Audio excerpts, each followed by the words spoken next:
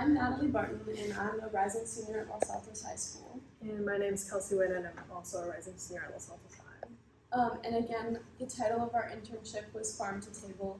We found that we've had a heavy emphasis on how we can make the Los Altos Heritage Orchard more inclusive, more communal, again, because we really want to see the Heritage Orchard continue in Los Altos. And personally, I live walking distance from the orchard, but I think it's not been super clear how community members can get involved in the orchard. So we really want to make sure that people can connect with the land, connect with the food, and kind of be able to know where their food comes from, which kind of aligns with the Eating Green initiative of GreenTown Los Altos. So to start, we would like to address first why is it important that we maintain the orchard and keep it restored and recognize that it is also a community space for Los Altos. But as you may not know, Los Altos used to be completely filled with orchards, and since now it's only been reduced to our heritage orchard, it's really important that we maintain it to recognize the history of our town. And also it's important to recognize where exactly our food comes from, because if we involve people in the orchard, people generally gain a greater appreciation for where the food comes from and become more conscious about how they eat, specifically from an environmental stance, which also connects with the GreenTown initiative, as Jane mentioned. And finally, the community service and involving people within the orchard also connects people and builds that community pride within Los Altos.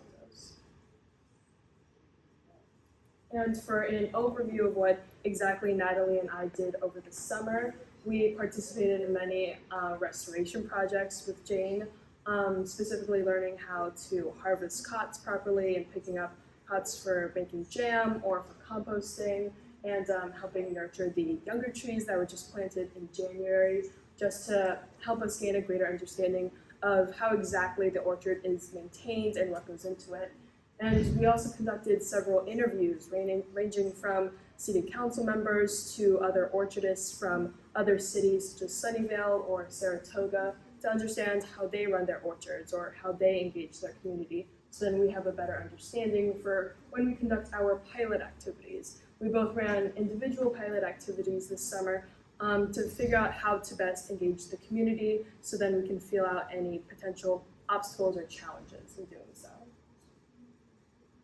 But first, one of our initial realizations was, what does inclusivity exactly look like within the orchard? And through our many interviews, we finalized those into three types of inclusivity, being geographic, educational, and generational.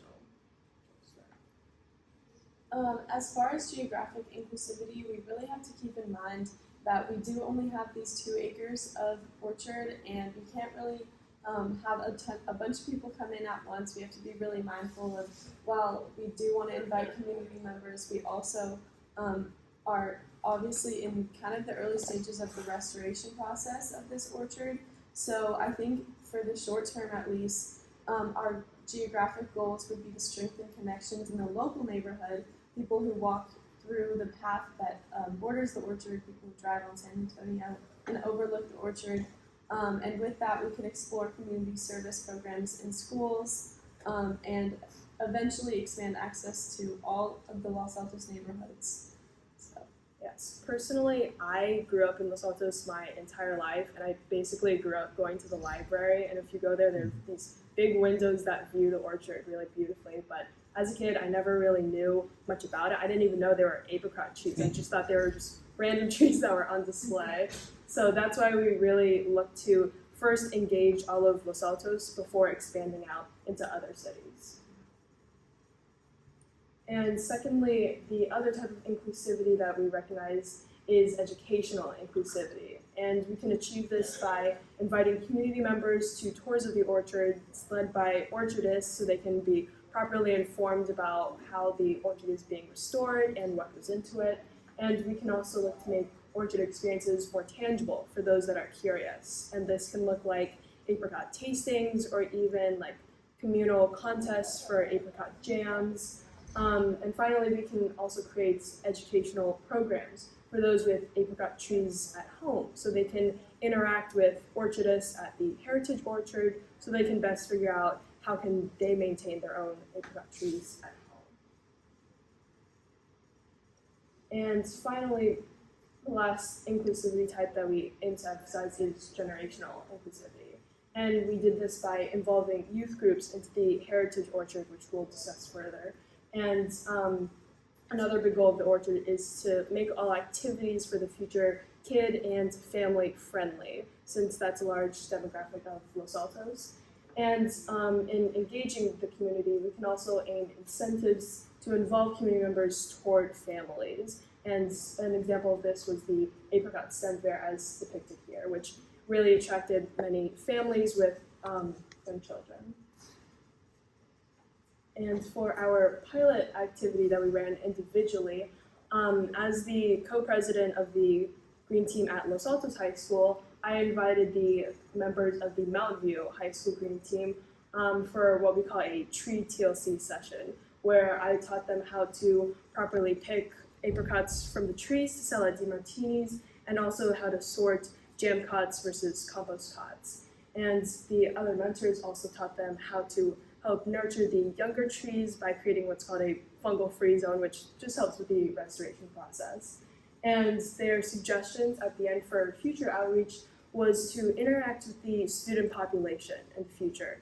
And this can look like volunteering in the orchard with different school clubs, whether they be science-based clubs such as Green Team, or just other general clubs such as the National Honor Society that require volunteer hours.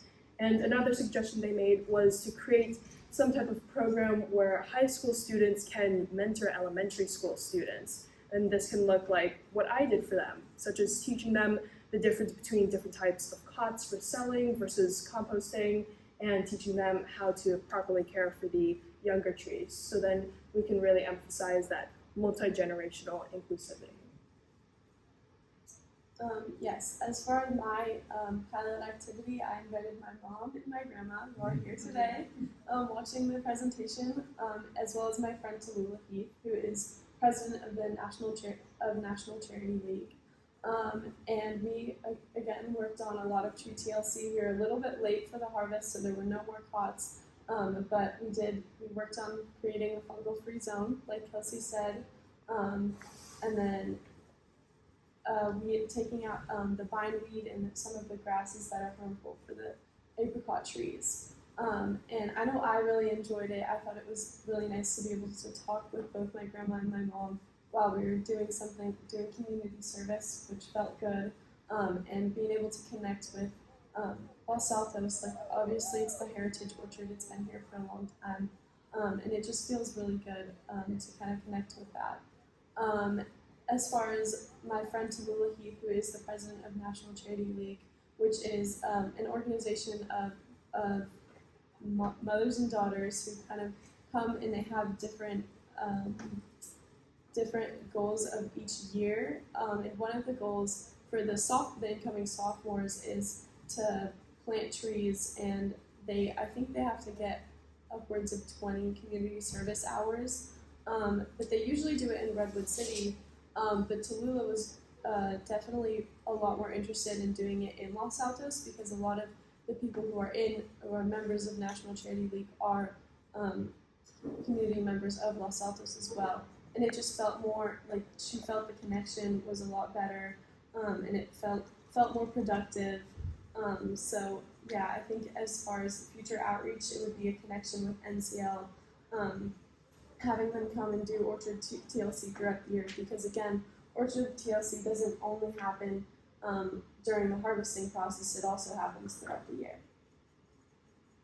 And for final key takeaways, our most significant findings truly emphasize involving youth groups through community service aspects. And this can specifically target the student population of many different ages, from elementary school to high school students, whether it be on weekends or even field trips in the long term.